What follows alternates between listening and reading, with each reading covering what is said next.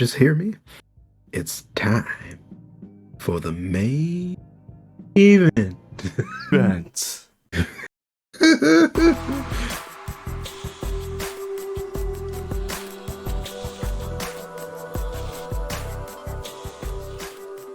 Well, it's Wednesday night, and you know what that means. There was another episode of AEW Dynamite. Hip touching.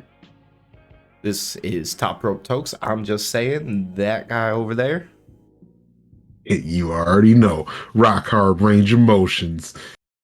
I had to wait. I was wondering if it was coming or not, and how much the laughter may happen.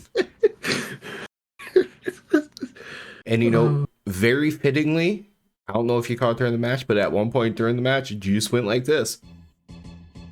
Mm-hmm. Yeah, he did. He passed that joint. He pitched so well with us.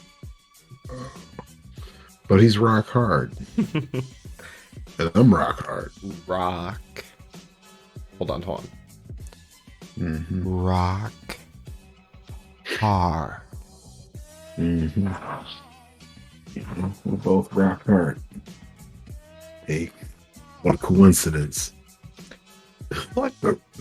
Of course, like every single Wednesday and Friday night, we are here to review the show and talk about a little bit of wrestling stuff in general.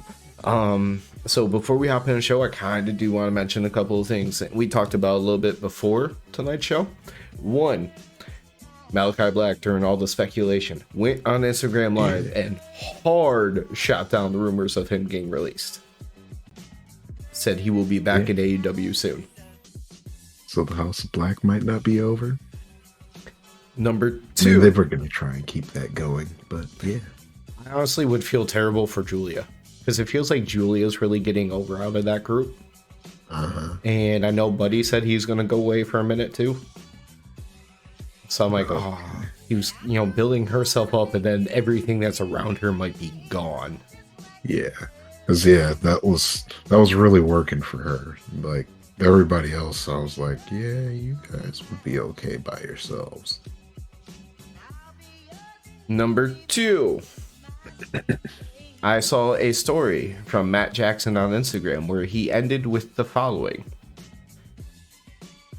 I'll see you all. He talked about the fans supporting him. And he ends with, see you soon.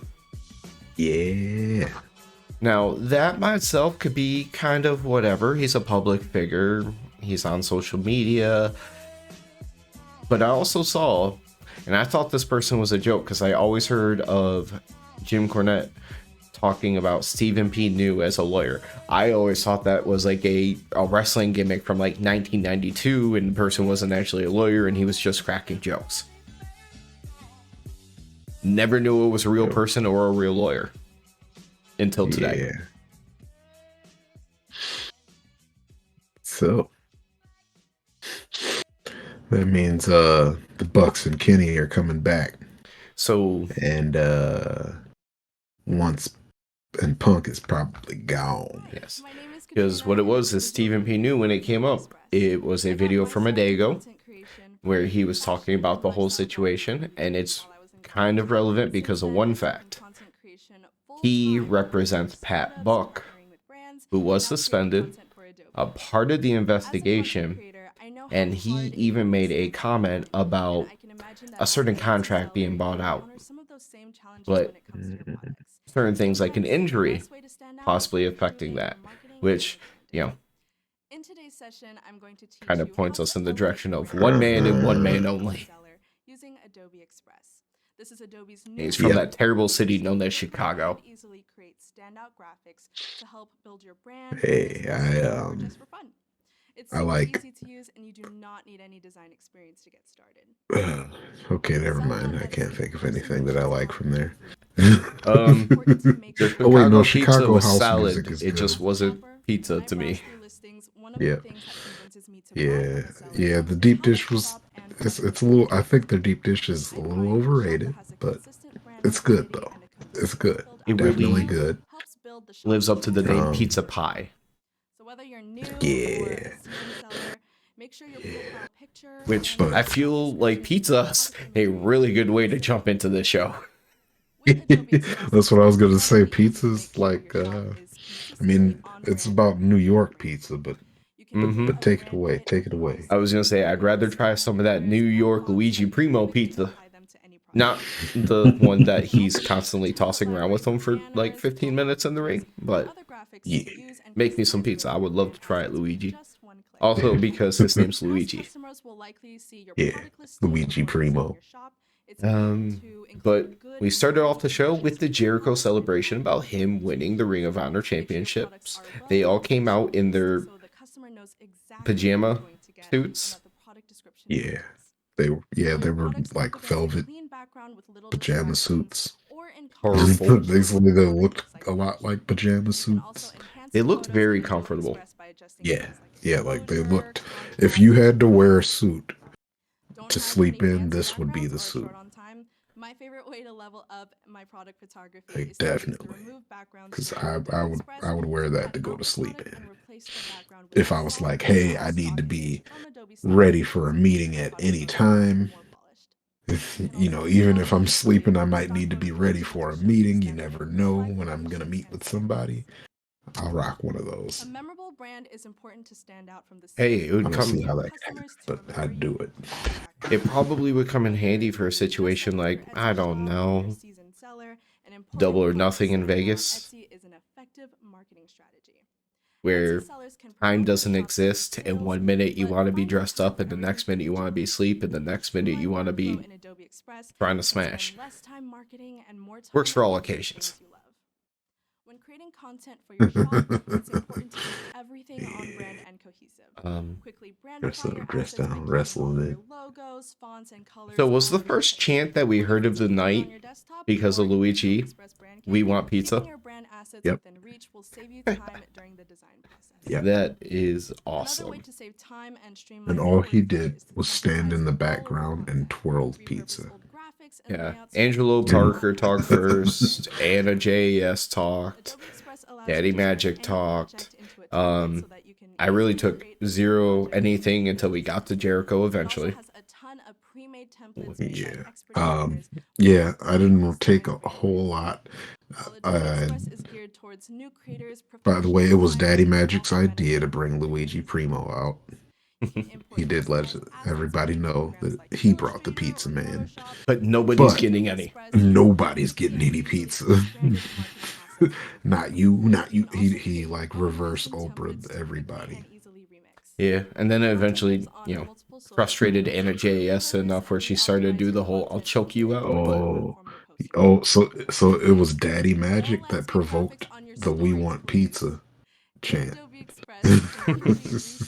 Yeah, because he was the one that started the whole pizza thing.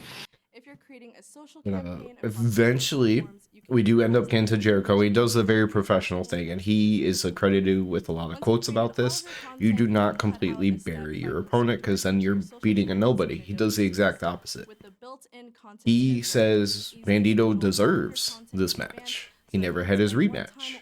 Says he's a great pro wrestler, but as we all know, sports entertainers always beat pro wrestlers. To help you stand out on Etsy so that you can spend more time on always beat pro wrestlers. But eventually gets to hype up Daniel Garcia as a pure champion, and he goes to give him a gift. Not anything that you would ever expect nor want as a gift. A bucket hat. But it was a purple bucket hat to match the suit. Mm-hmm. He immediately just was like, head down, not happy about it. Emergency kit in a waterproof and insulated container. This will help protect the contents from moisture, heat, and cold. But that's when things kind of turn up, because after that, Garcia ends up taking off the hat, throws it down, and just devastates everybody. Because what did he do, Range? He laid out the pizza man. You don't take out the pizza man. He didn't do anything but twirl the pizza. You know what should happen? Probably shouldn't be twirling that pizza forever. But still, he still didn't punch him. Twirl it as long as Bandito held up Chris Jericho later. Only relevant because Jericho's still in the ring. But you want to know what would be great? Since we have a new tag team forming out of all this, and Garcia attacked Luigi, he needs to come back and face Garcia and Danielson with a tag team partner named Mario. Quickly find us a wrestler named Mario. Yeah. There's gotta be one. Somewhere. But tells Jericho he's had enough, and he has something to tell Jericho, but this is where Jericho cuts him off, and Jericho starts to threaten him and says, make the right choice. Are you a sports entertainer or a wrestler?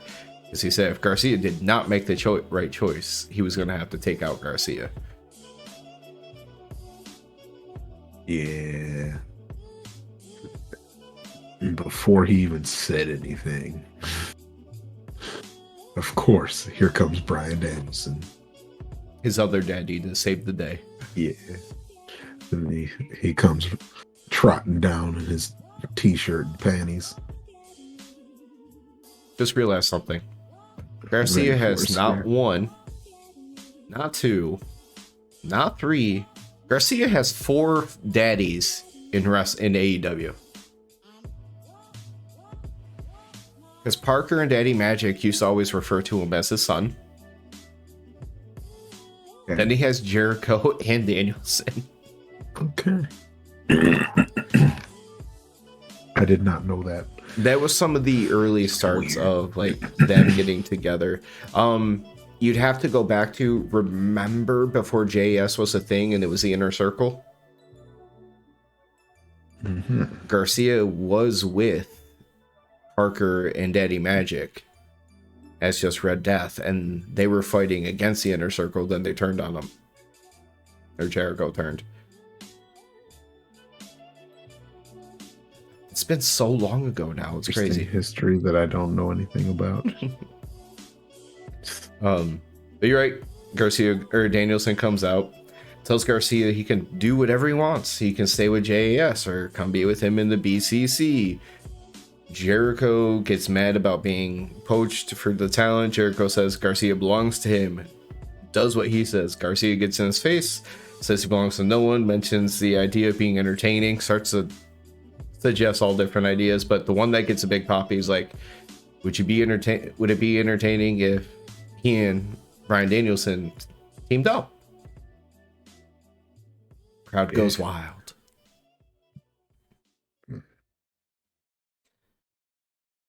Oh yeah, definitely a lot of that too. And so he says he wants him and Bryan versus Sammy and Jericho, but then we get a very awkward interaction where Daddy Magic starts to talk to Garcia about how he's always had his back, and now Garcia's turning his back on him.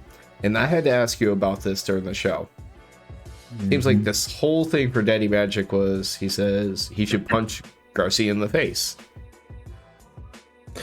Yeah, everything he said led up to him punching Garcia in the face, but Danielson took that as, oh, so you want to fight me? I was like, it seemed like he wanted to fight Garcia, not you. I was just so happy I was so confused that I was just so happy when I asked you that you were right there with me. Yeah, that was confusing to me. But then for the first time out of at least twice I know what happened tonight, Bryan Danielson's just like, hey, I've already talked to Tony Khan. I've already been approved to have a match with whoever wants to fight right now. So we got Daddy Magic versus Bryan Danielson, which was a solid match. I mean, Daddy Magic is not known to be some amazing pro wrestler where he's going to be awesome. The biggest thing about this I remember that just had me cracking up, which was after Parker had interfered a couple of times already, Claudio comes sprinting down to the ringside, goes after Parker, picks him up, carries him around the ring, and like just over his shoulders all the way backstage. Yeah, I thought that was cool. I like this theme that we've got, this kind of small theme that we've got going of Claudio carrying away men like small children. Like he did it with Mox. He's done it with Cool Hand Angel now. Who's next? Who's getting carried away like a baby? He should have came out and picked Luigi Primo off the mat and just carried him to the back like he was rescuing him. Like, you're Italian, I'm Swiss. I don't know. Damn. You know what? I forgot about Hit of the Night. Because my Hit of the Night did not happen during a match. It was definitely that out of nowhere punch to the face that Luigi Primo took with his pizza still on him. The thing is, they had all those custom GAS like pizza boxes. This man put in so much work for them. Yeah, he did just all attack that him work, like that. and then you just laid him out. One punch. Hopefully we'll get to see a match with him, like on Dark or something, soon. New tag team, Luigi Primo, Danhausen. God. Actually, I feel like they should be on opposite sides of a team, so that way they could just kind of go back and forth at each other with a little bit of comedy bits. Yeah, I feel like that would be better, because they would just get people demolished. Not really wrestling. Yeah. But after Claudio, carried off Parker all the way to the back, it allowed Danielson to hit the Bazaico knee and turn him over into a bell lock for the win. Yeah. Now we get Range's introduction to Juice Robinson with a little video package to help set up for the match that's coming up later tonight. I didn't take really a whole lot of notes on this one, but you have anything? Because well, I got two things for you. One, Juice Robinson, rock hard. Second thing, they did mention that Juice is one of only two men that has beat Mox twice. Yep, they got some history over there. So yeah, they got history. Did they say who the other one was? No, they didn't. I mean, it doesn't serve any purpose at that moment, but I was trying to think of who it could be. I'm pretty sure they didn't say who. I know. I was trying to think of it during the show, but I couldn't. I know Archer I'm pretty sure Archer beat him over in New Japan. I'm not sure if he's also beat him here at any point. Soon not in AEW. It would make no sense. But I know Archer at least has one win over him. I'm not sure about two. Yeah.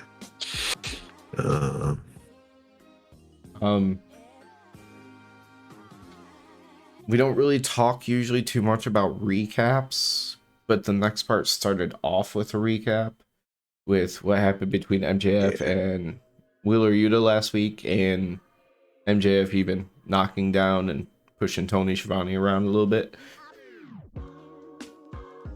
Yeah, MJF talking that happened. Yeah. But yeah, everything after that recap is what was important. But I guess they just wanted you to know that MJF is still an asshole. Mm-hmm.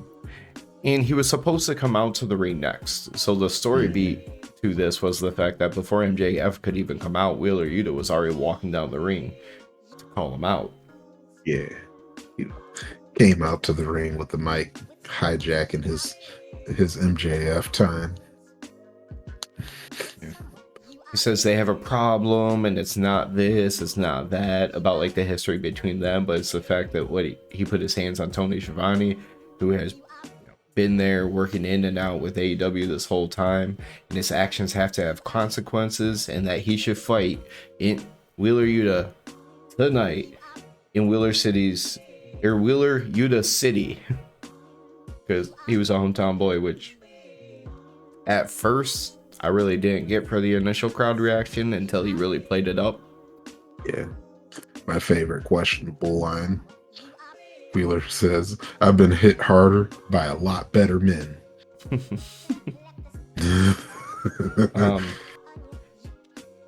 Now MJF does eventually come out, but he does give Wheeler Yuta credit. He says they've grown up on the independents and wrestled together, so he knows Wheeler Yuta is good as a pro wrestler, but he made a mistake by trying to go one-on-one with MJF on the mic.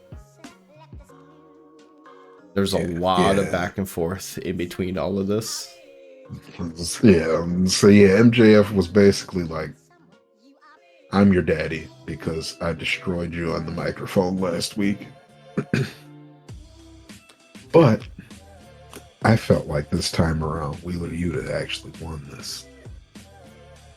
No, I will say it also wasn't like the strongest MJF, but I do feel like everything about it, MJF was still the star. Like Wheeler Yuta, I don't know. It's not that anything that he said was bad or he did anything awkward or anything like that. It just that natural charisma aspect of things. Yeah, I get it. But yeah, I don't know. I just like that Wheeler Yuta bunny rabbit hit MJF with the bunny rabbit. He was like, "So this is what he's gonna come out and do," and MJF came out and did a whole lot of that and kind of tried to flip it on him, and I felt like it didn't work for him. But he's MJF, so everything works somehow. But yeah, Wheeler wanted to go up the ramp to attack him, and then out came the Gun Club, and MJF wants to do his catchphrase, but he's like, y'all don't deserve it. Walks off and lets the Gun Club actually do his catchphrase for him. And we talked about it during the show. Being a cocky, arrogant heel and saying what MJF's catchphrase is makes all the sense in the world, but it just plays off as a cocky and arrogant heel. But when you can have other people saying it for you with charisma, I do feel, I don't want it all the time, but I do feel like it was effective having them say it. It like that they said it for, like, yeah, like I don't think that should be like a new thing where he's just like, yeah, everybody can say my catchphrase for me, like, because is it still your catchphrase after everyone else says it for you? But having them say it here was good. Just don't do it every time, like you said. Yeah. And really, again, it kind of goes back to the charisma, who's saying it and how. Like, you look at the Firm, I don't see Morrissey really saying it effectively. Moriarty, I'm not sure about because we haven't seen a ton of him talking, and when we have, it hasn't been the best.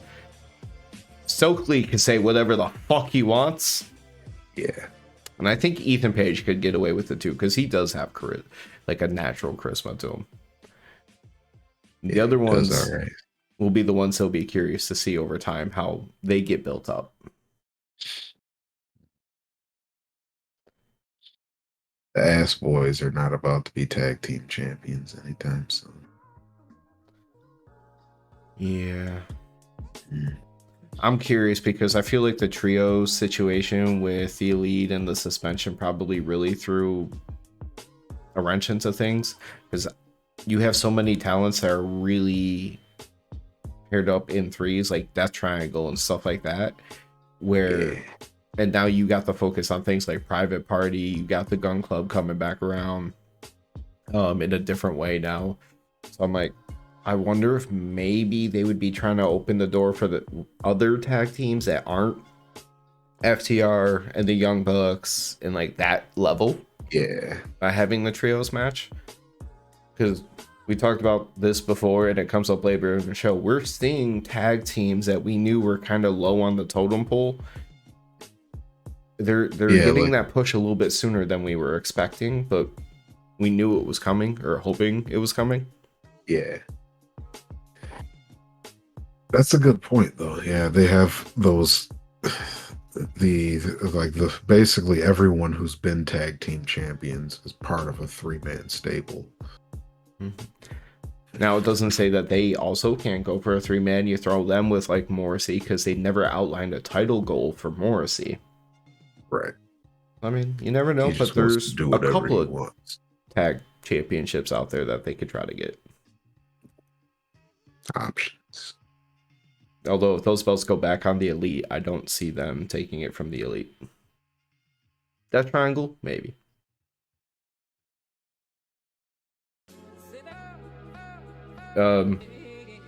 Next we went to the video package, which started off, I actually appreciated it, ignoring the recap part of it, getting to see a good view of Darby being completely messed up on Rampage and bleeding as bad as he did. View of Darby's booty.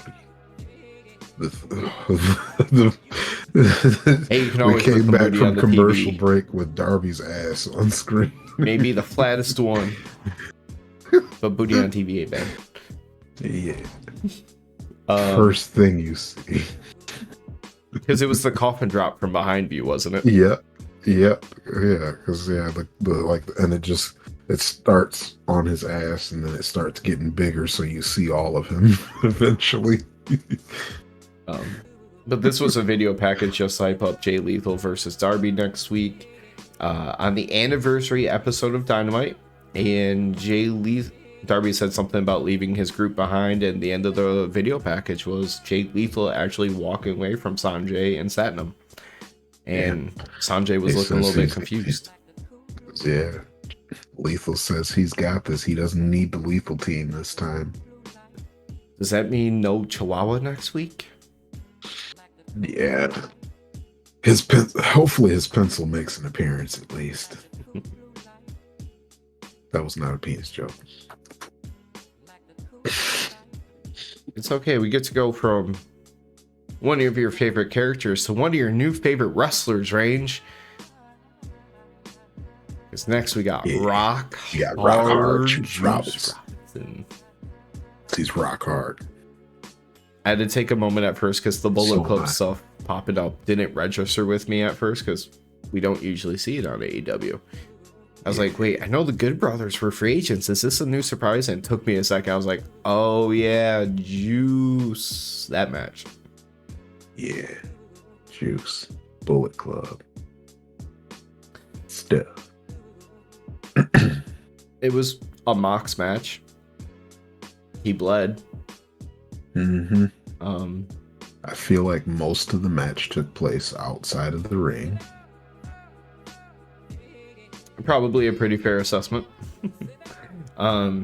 Mox ends up winning after some stomps, and then he dropped right into a cross arm breaker. Most of what happened with this match actually took place after the match, because there was, I don't even know how to describe it. There was like watching the whole match.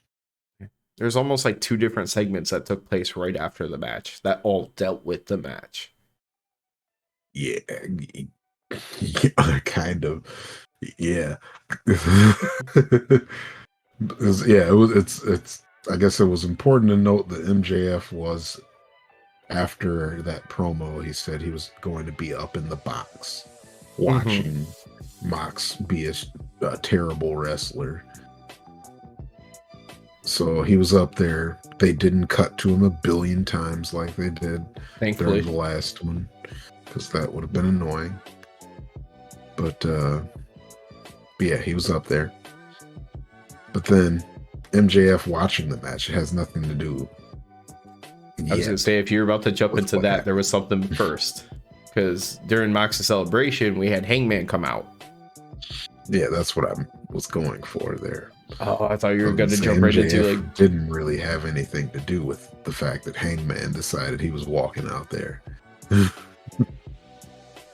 I mean, he had a lot to do with what happened after, but Well, he got the mic again and he started cutting a little bit of promo. Says, y'all are just fighting for the chance to lose to me because I'm a generational. Yeah. and then he was cut off somewhere right around there. Yeah. Yeah, he might cash in after their match. Yeah. I think he might have his hands full though first. Yeah, he's got a little something going on here. It's gonna be like his little filler match. Kind of push it off to the pay-per-view or whenever he's gonna do it. Because Wheeler Yuta pops up behind him like some kind of horror movie villain. Arrest that man. He is stalking. He broke into his private suite and he assaulted that man. Hey. That's what happens. It's wrestling. You fuck with Wheeler Yuta. He's gonna show up in your box and beat the shit out of you. He's gonna beat the shit out of you in your box. Yeah. Yeah. That's what he should have said to MJF last week when he wanted to start talking about his fiance. Like, I'm gonna show up in your box and beat the shit out of you.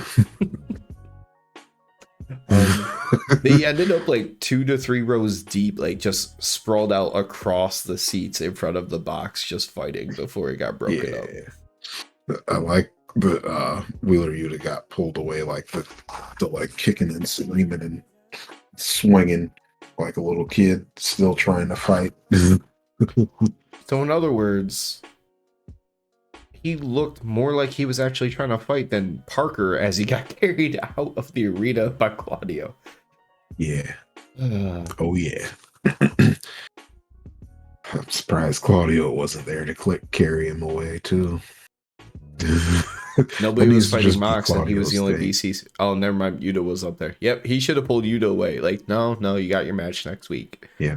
Come on, little buddy.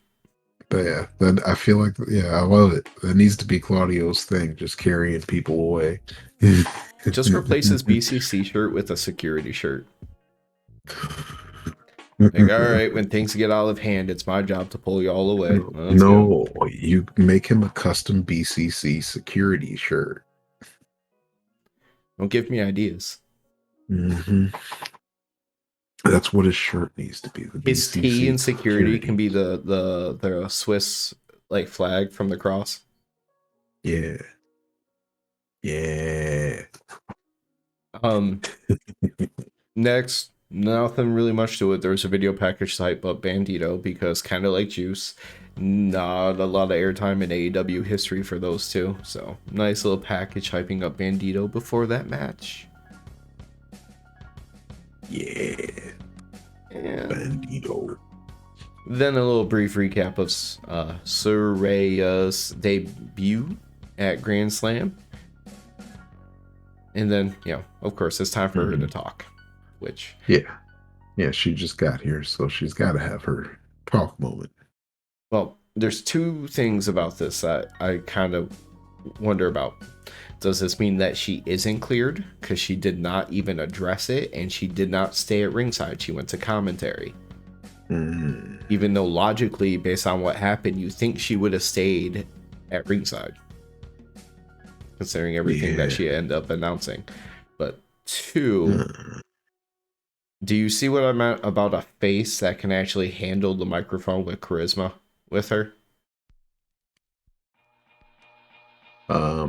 Kind of. I don't know. Nothing she did or said really got me hyped or anything. But I think I would already take her over Tony on the mic. And that's what I kind of mean. I'm like, I'm not saying that she was amazing by any means, but she kind of did better than most of the AEW roster has done in the past. Mm-hmm. Yeah, I kind of think I would take her over Tony. Yeah. There's still just one.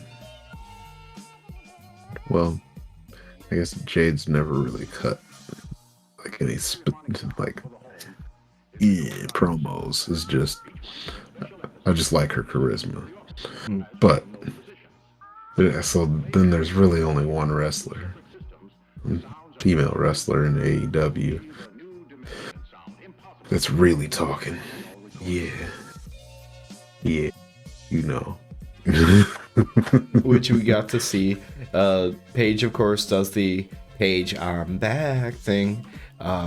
She was a Revolution before, she will be again because she is the Revolution, which makes me think she has to wrestle, even though she never alluded to it and people were always concerned about her health. She calls out all the women on the roster, saying she's going to make changes. All the faces come out behind Tony. They come out to the ring. She starts to hype them up.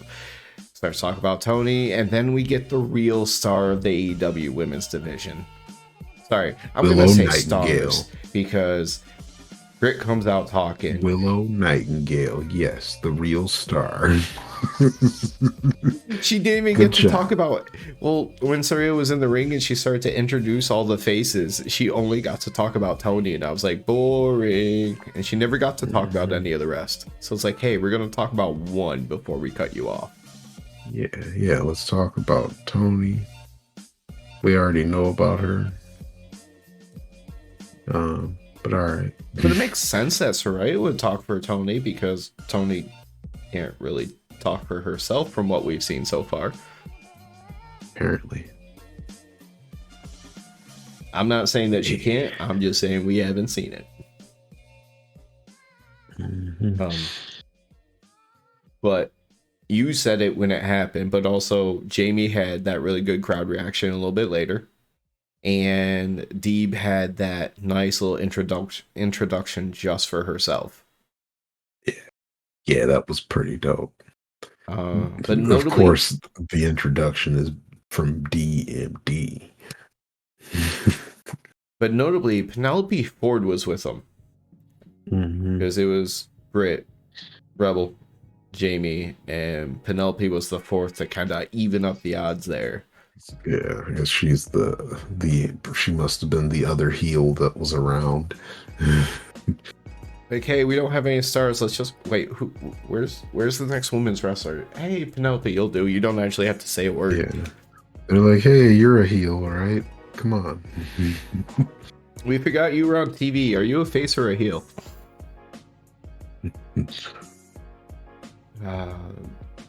Now, Britt did have a nice little line. Talk about being the face of the division and, you know, the blood, the sweat, the tears, everything else. She even put her neck on the line. But unlike Saraya, her neck is strong enough to handle it. Yeah. Shots. Tony and her tag team partner murdering everybody on the microphone. Don't let anybody else. Don't let anyone take the microphone after Britt or right before, because she's gonna murder them. Like she murdered Saraya on her first appearance, her first time talking. God. She wasn't done because she turned around and said Tony and Athena broke her nose just so that way she isn't even in the picture anymore. She's a victim of another conspiracy. When she broke her leg, that was the whole deal. Like, she got attacked purposely so that way people wouldn't have to compete against her. She starts hyping up Serena Deeb because that's who's about to face Tony. And this is when we get... Was there anything louder for the women than Jamie's chants? No. No, the crowd really loves Jamie Howder. And she looked tickled pink, like she wasn't expecting it. She's just like smiled and did like one of these. Yeah. And Britt, like a pro, did a nice little audible and says, "You're lucky you're not facing Jamie tonight, but she'll see you after Deeb." Yeah. Yeah, like, I don't remember what they were saying. But, yeah, the crowd just interrupted with Jamie Hayter chants. Mm-hmm. Oh, yeah, Britt was just getting ready to say that she... unprovoked. She just was going to say that Deeb's going to take the title from Tony, but everyone started chanting for Jamie instead. The crowd was... Yeah, they were like, nah, Jamie Hayter.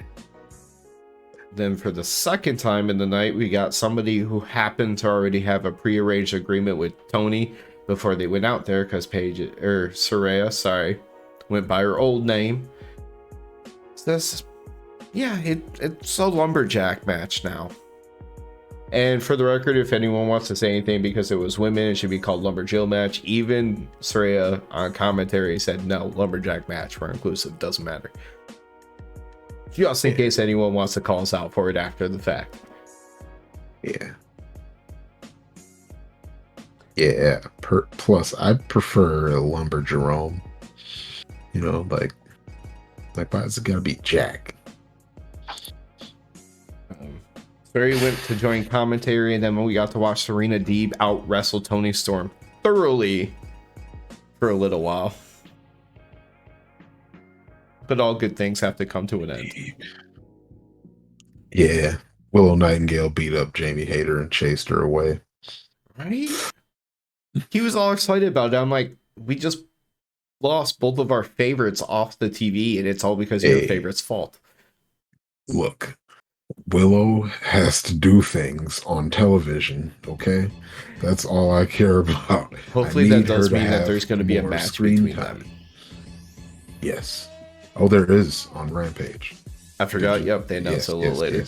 Yes, there's going to be a match between the two of them on Rampage. And I will be watching with... Of course we will. But also, thank God it's not going to be a 2-hour Rampage again. No, thank you. Especially working over the weekend too. That was awful. They it is worth noting Deeb actually kicked out the Storm Zero, which is also worth noting because the fact that Toni even did the Storm Zero after doing the Pendulum DDT for most of her wins recently.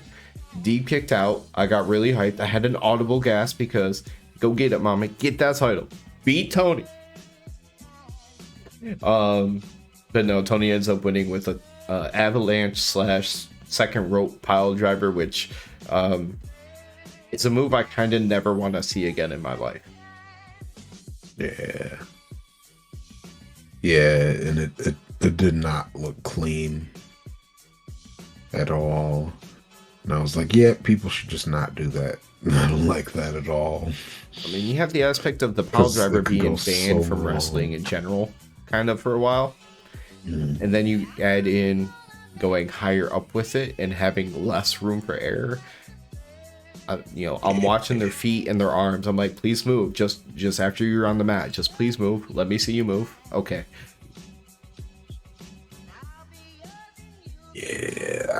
Yeah, I did not like that. Just like I said, it wasn't clean first, and it just made me look at it and be like, there's so many things could go worse with this. Like, luckily, the way they landed, I knew no one was going to be hurt, but it just didn't. I don't know how to describe, but the landing just wasn't clean. Like, it wasn't normal pile driver landing. I mean, your Storm Zero pile driver always looks vicious. Or I shouldn't say always. The one tonight did. Yeah. Some of the other ones, it just looks like she falls backwards and has the person's head go with them. But we get to go from the Toni we don't care about to, well, the one who just does interviews, and he was with the Acclaimed and Billy Gunn. I have a question for you. What holiday falls next week on Wednesday? Oh, that's gonna be Scissor Day. Yeah. So Wednesday next week is officially Scissoring Day. Everyone make sure to bring your best pair of scissors for the show. And I'm not sure if they want them bringing everyone bringing actual scissors. No, I mean for Top Rope Tokes. You know, to where you're at listening at home and things like that. Make sure you bring your scissors next week because we're having a scissor party. I did see the scissor party that they want to get instead of giant foam number 1 fingers, they want to get giant foam scissor fingers. I think Max said that they're working on it. I will buy a giant Acclaimed foam scissor hand. in a heartbeat. People will be like, "Oh, peace sign, foam finger. That's cool." Like, nah.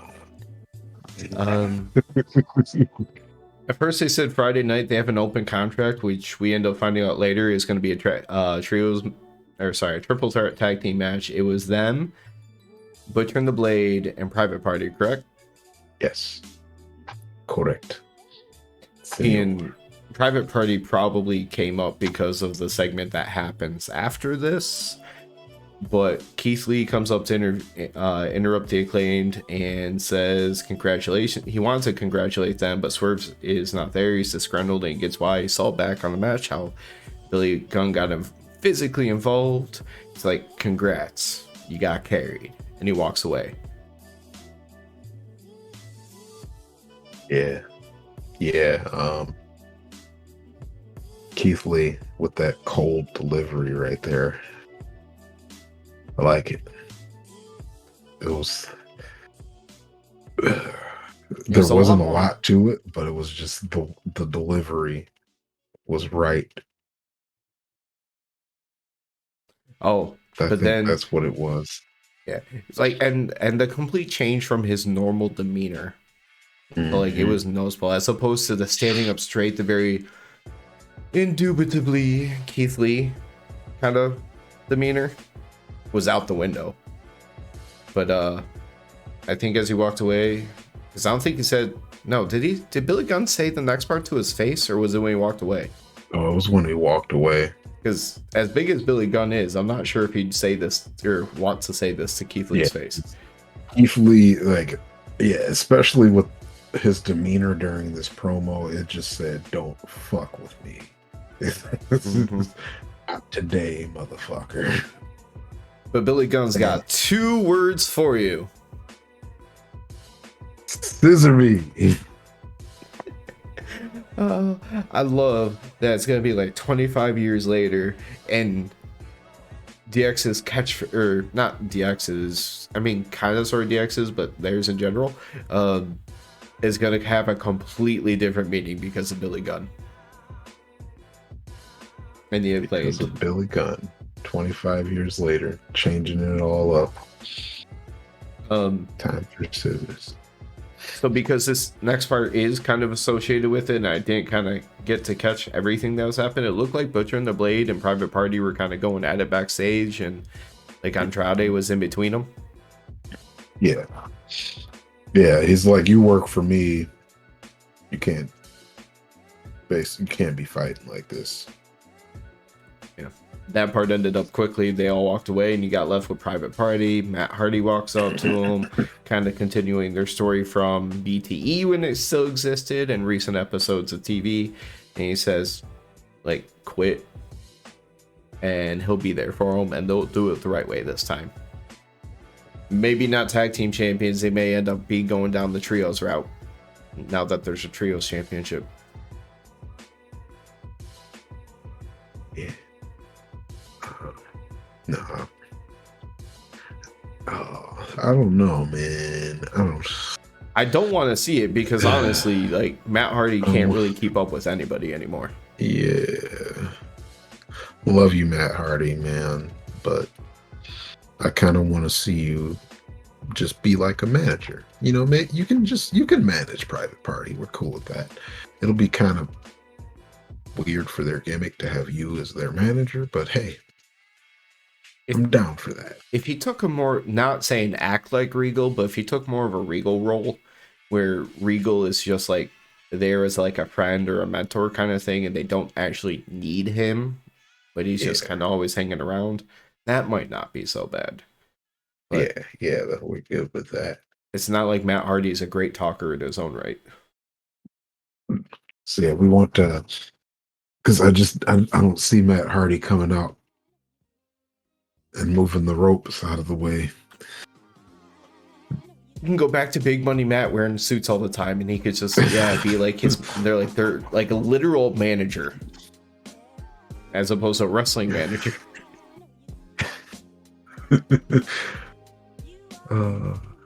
That would be cool. Yeah, that could work. He'd have to not be so Matt Hardy.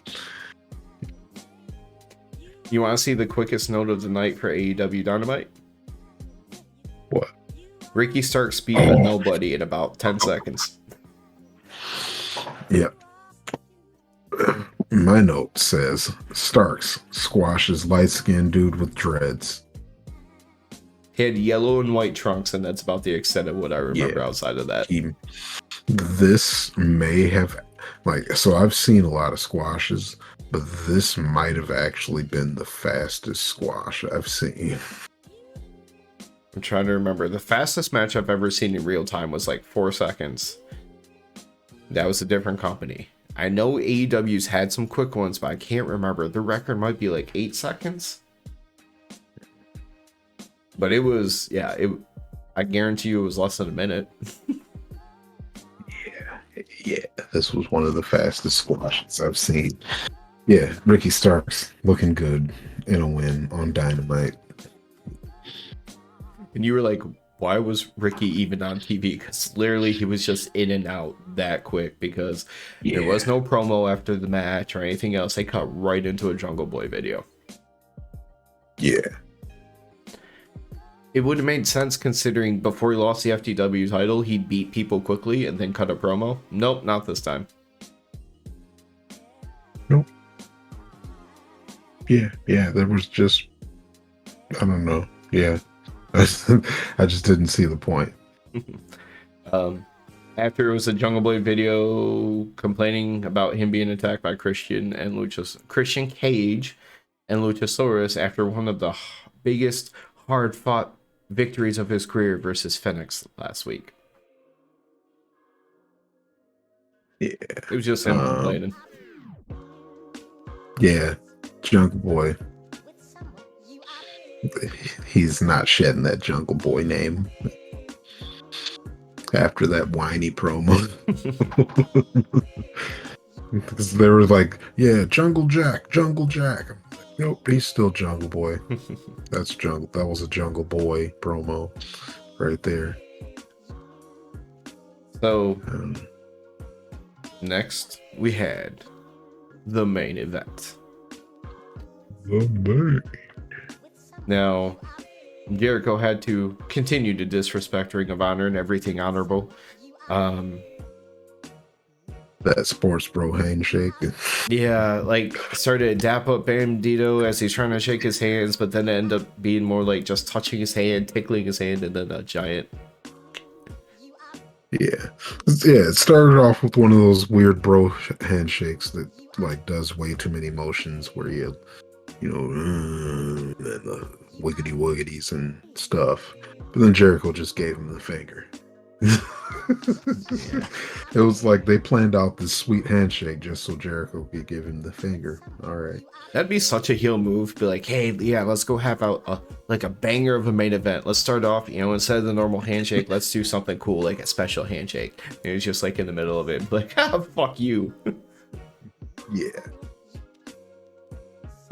It seems like a Jericho thing. I'm just gonna put up this graphic right now because even though it wasn't a super crazy offensive a great strike or a great move, Bandito held up Jericho for a suplex for over a fucking minute.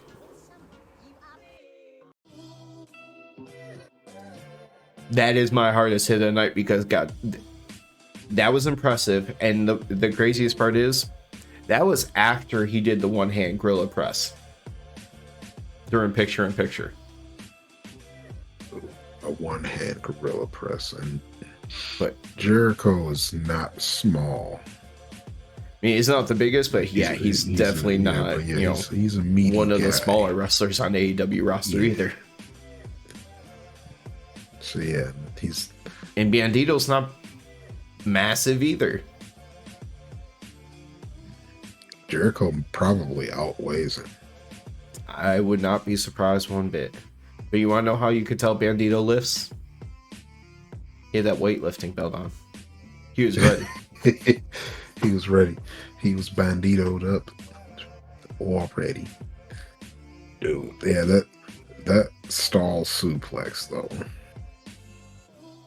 And the thing is, with his free hand, shaking and just, and he's in there with his free hand, telling the crowd to get like loud. He's like holding Jericho. He's like, "Come on, fans, louder, louder, yeah. Come on, like, cheer about it, cheer about it."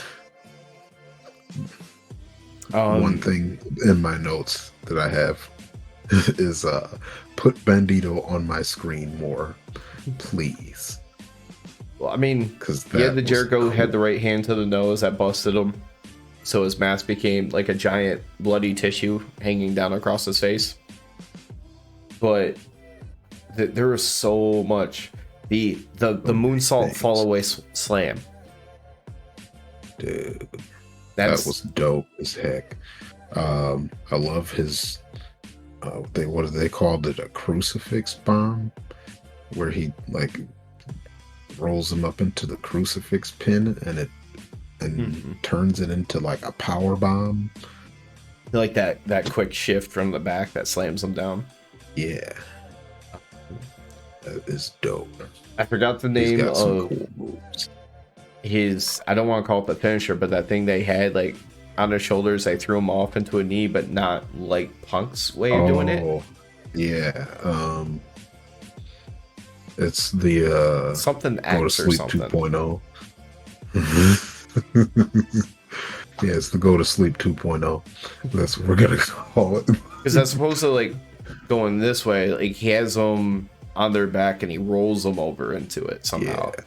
But that was cool. But it was what happened after.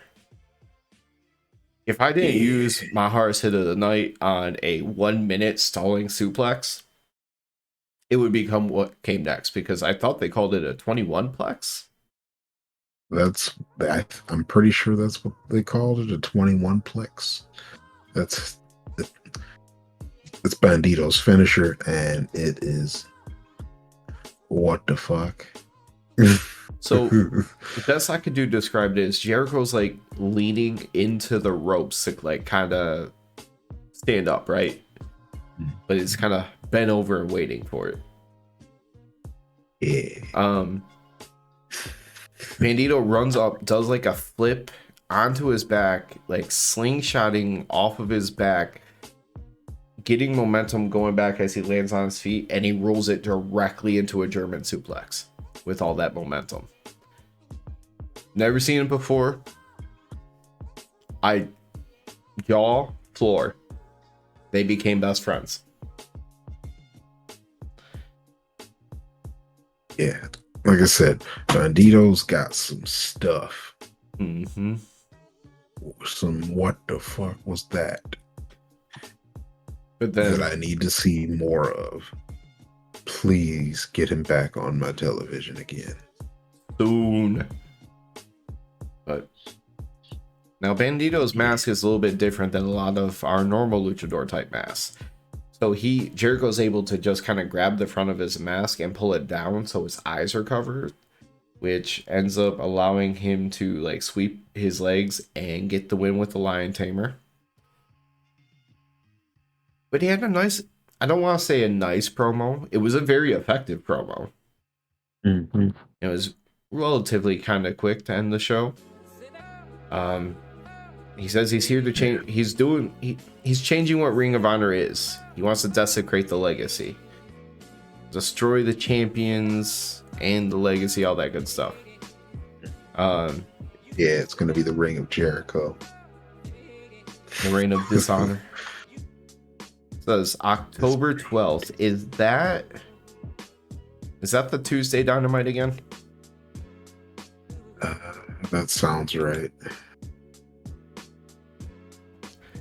I know it's 10 days before GCW. 12th? The 12th is a Monday, it looks. Wait, no, sorry. No, that is a Wednesday.